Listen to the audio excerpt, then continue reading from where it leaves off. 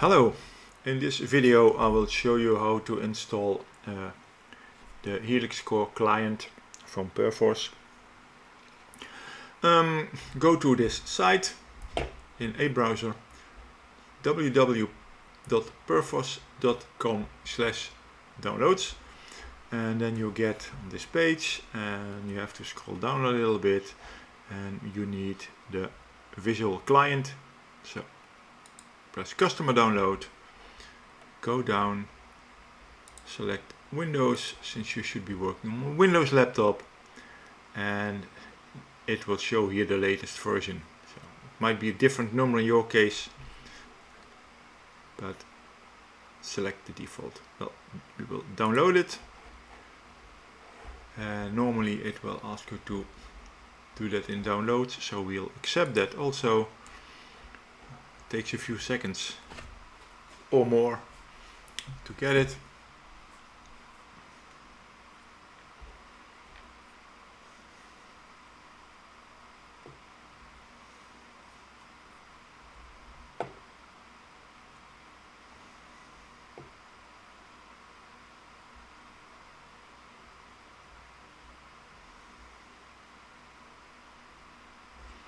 And when it's ready, you can double click on this entry, or you can go to your downloads directory and double click on that one. Doesn't matter. There it is, the installer. Yeah, we can leave something out, but just do the default installation so that we have everything when needed in the future. This is the default location where it will be installed, so press next. Here you have to enter details that you received from us via email. So first the server name, I'll do that.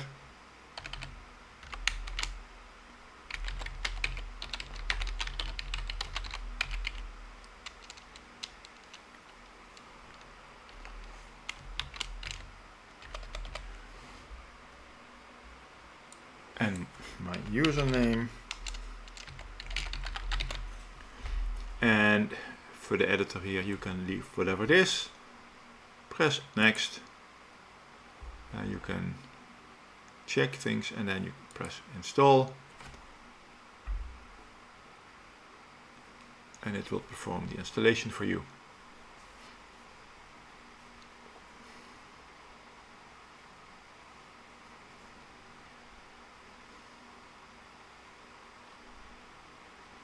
And this will take a while. When it's ready, uncheck here.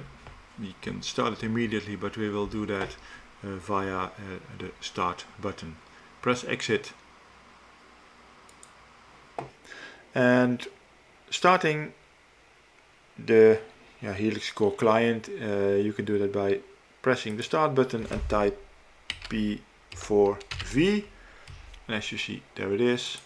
Select it, and then here again it will show you which server you're connecting to, and it should be the one that we entered in our email, and you can change it here for now if you want, if you made a mistake. Also the username has to be the one that you got via email, and a workspace is still not there, so we have to create a workspace. How you do that? You can browse one if you already have one, but you don't have one, so you have to press new,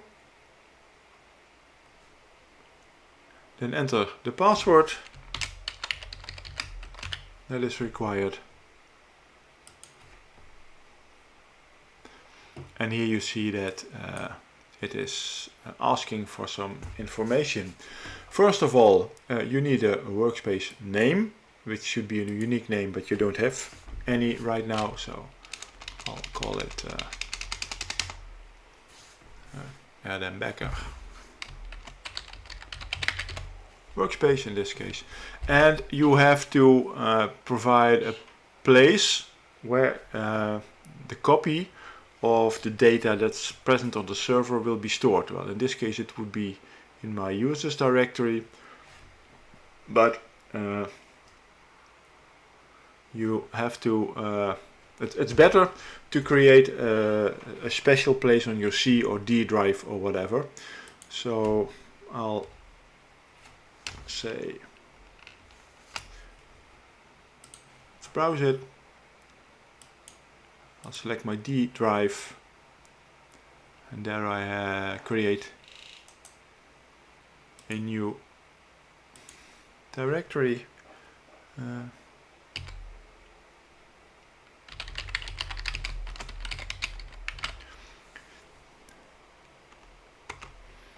Here I created a directory, and maybe anything as long as it's as you can recognize this as being a Helix or a Perforce directory. So this is an example. So I will store the workspace in D Ardenbecker Perforce, and then you have to go to Advanced and do not forget this. So select the Advanced tab, and then here use the all right flag. This is important. Don't forget this. Okay. And then I say okay here. Now, so would you like to automatically check for new versions? Well, yeah, you can say yes or no. I say no. Any anonymous data? No. And now you have the P4V screen that you will use, and as you can see we have some depot, which means some vault that is somewhere on the server that we have, and as you can see we already have a lot of directories available for students. In your workspace, or my case, there's nothing there yet, and it says also that this directory is physically here on the D drive, of course. Well, let's just do something simple, and then in that case you know that everything is working. Go to here, student info, and simply, well, let's get this file. Git ignore. Do a get latest.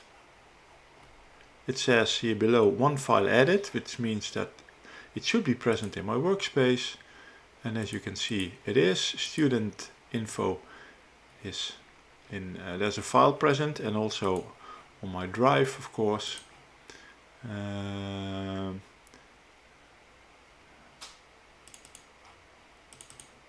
There is the physical drive, or the physical file in this case. Now this file describes which items should be ignored when you check in certain items. So take this, because it's in the wrong position, copy it, where is it? Copy it and put it one higher, paste it over there. So it should be in the workspace directory that you see here. Well, let's just first click that one. So in that directory, as you can see here, oh, you see it here now also, you should have a p4ignore.txt file at the highest level. Well, that's it for now. The installation is successful, and everything has been prepared to work with Helix. And I will show you some other things in the next video. Thank you.